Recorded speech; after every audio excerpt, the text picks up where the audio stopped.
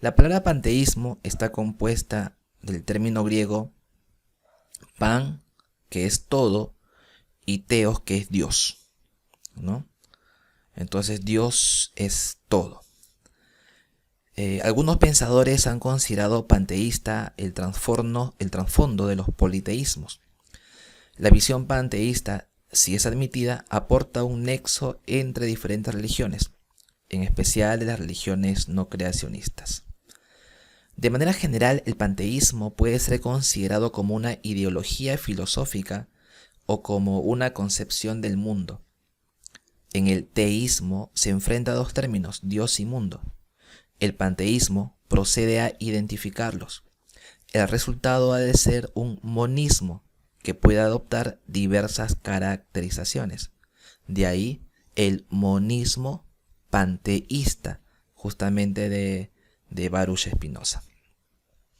Entonces, en la época moderna, se considera la filosofía de Baruch Spinoza como el más eminente y radical ejemplo de panteísmo, constituyendo de esta forma el modelo de todos los panteísmos que le seguirán. Esto se debe principalmente a sus afirmaciones sobre el monismo de la sustancia y del estatuto modal de los individuos finitos, en especial el hombre. ¿Qué es lo que decía Spinoza?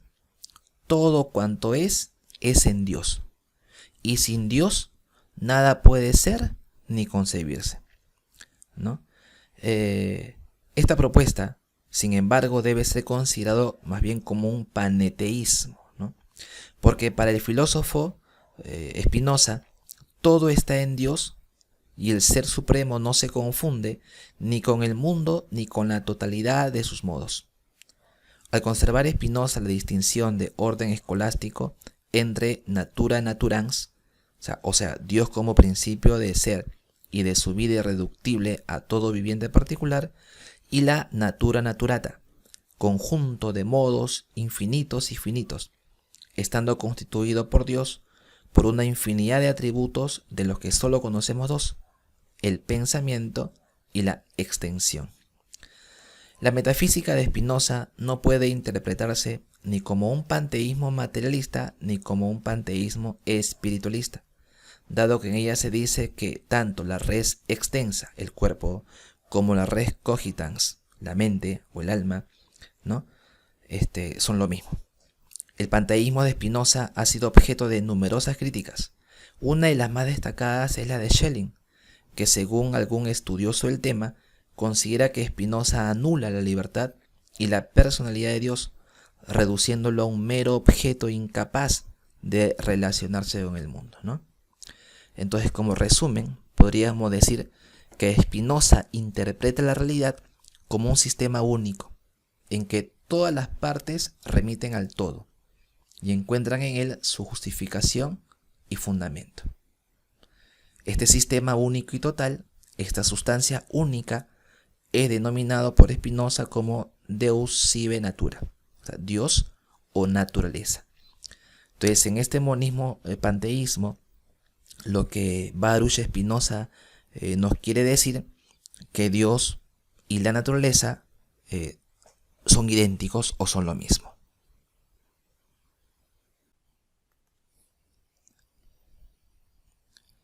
Muy bien, chicos y chicas, ahora pasamos a las preguntas de la página 185.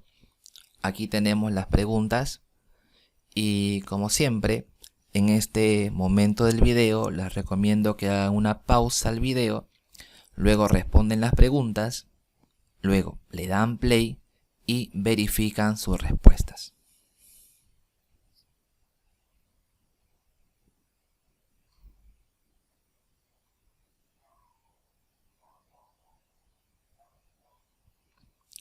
Muy bien. Vamos entonces a trabajar cada una de las preguntas que están planteadas en la página 185. Primera pregunta, dice ahí, escribió la monadología, cuando se hablaba justamente de las mónadas, ¿no? Que eran aquellas unidades simples que componen al universo. ¿Quién lo escribió? Leibniz, ¿no? Muy bien, 1 clave C. Pregunta 2. Filósofo que planteó que vivimos en el mejor de los mundos posibles. Claro, porque Dios, perfecto e infinito, teniendo la posibilidad de crear muchos mundos, creó este mundo. Por lo tanto, este es el mejor mundo de los posibles. Aunque el mal exista en este mundo, sigue siendo el mejor mundo de los posibles. Como dije hace un rato, para que exista el bien, pues tiene que existir el mal. Estamos hablando de Leibniz. Muy bien, 2 en la B. Pregunta 3. La teoría de la armonía preestablecida le pertenece a... Muy bien, ¿de quién hablamos? De una armonía preestablecida, de un mundo perfecto, de un mundo infinito, de un mundo armonioso desde un punto de vista matemático y físico además. La letra A.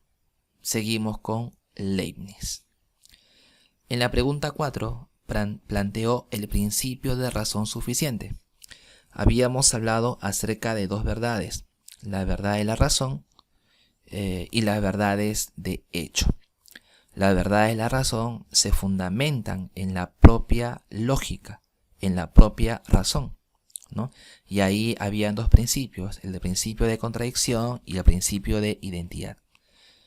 En cambio, en las verdades de hecho, la verdad depende de la comprobación experimental de los hechos y ya no requieren solo de la validación cognitiva o analítica, ¿no? Entonces, en el principio de razón se plantea que deben haber razones suficientes para demostrar que un hecho es verdadero. Y estas razones suficientes deben ser comprobadas en la realidad empírica. ¿De quién hablamos aquí? De Leibniz también. En la pregunta 5, los dos tipos de verdades para Leibniz son, facilísimo, la verdad de razón y la verdad de hecho. Vamos con la pregunta número 6 ahora. Las verdades de razón se basan en el principio de no contradicción, ¿no? Cuando vimos el ejemplo de no es posible que llueva y a la vez no llueva. Esto es, en la pregunta 6, la respuesta a la letra C. En la pregunta 7, escribió ética demostrada según el orden geométrico. Aquí encontramos a Baruch Spinoza. En la pregunta 8, las verdades de hecho se basan bajo el principio de, bueno, ya lo habíamos comentado, en el principio de razón suficiente. 8E. Pregunta 9. Filósofo considerado monista panteísta. Aquel filósofo que dice pues que el universo, que la naturaleza y que Dios son lo mismo. Estamos hablando de la B, Baruch Spinoza. Y en la pregunta 10, ¿no? Para Spinoza, lo que existe y se concibe por sí mismo, además de ser increada, es la sustancia, ¿no? La sustancia. Muy bien, esa sustancia tiene que ver justamente con la unión o con la identidad de Dios, la naturaleza, y el mundo, pues, ¿no? Muy bien. Pasamos ahora a la parte de la tarea, donde se han planteado diferentes preguntas que ya han sido conversadas, ¿no? ¿Qué son las mónadas? Pertenece a la obra La monadología de Leibniz. ¿Qué son las verdades de razón? Recuerden cuando hicimos ese triángulo y dijimos que la sumatoria de ángulos internos suma 180 grados. Aquí te estoy pidiendo en la pregunta 3 dos ejemplos más acerca de verdades de razón, verdades evidentes por sí misma y que no pueden tener oposición, ¿no? Las verdades de razón no pueden tener oposición. No puedes oponer que el triángulo no tenga 3 lados, por ejemplo. Porque para que sea triángulo tiene que tener 3 lados obligatoriamente, ¿no? Luego te pregunto qué son las verdades de hecho.